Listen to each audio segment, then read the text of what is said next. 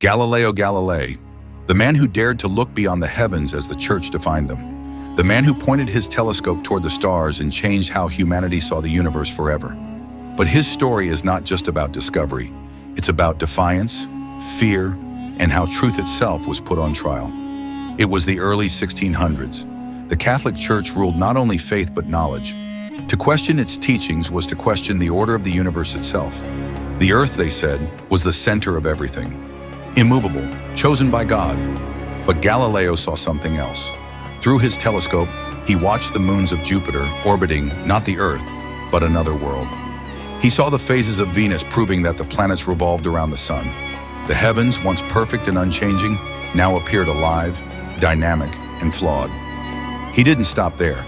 Galileo published his discoveries in Italian, not Latin, the language of scholars and clergy, so that ordinary people could read them.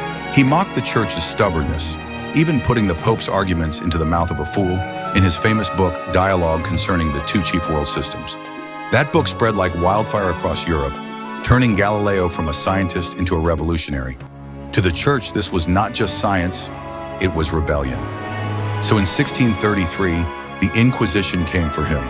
Under threat of torture, Galileo was forced to kneel before the tribunal and renounce his life's work, to deny what he had seen with his own eyes. They silenced him, placing him under house arrest for the rest of his life. But as the legend goes, as he rose from his knees, Galileo whispered, "Eppur si muove," and yet it moves. The earth still moves, no matter what the church said. He spent his final years confined to his villa near Florence, blind, frail, and forbidden to speak or write about the cosmos. Yet even in isolation, he continued to study, to think, to dream. He built clocks, refined instruments, and secretly mentored young scientists who would carry his ideas forward. The man they tried to bury became the foundation of modern science. When Galileo died in 1642, the church refused to allow his burial in sacred ground. To them, he was still a heretic. It would take more than 350 years for the Vatican to formally admit its mistake.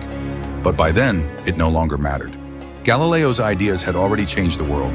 He had shown that truth cannot be chained, that even when silenced, reason finds its voice.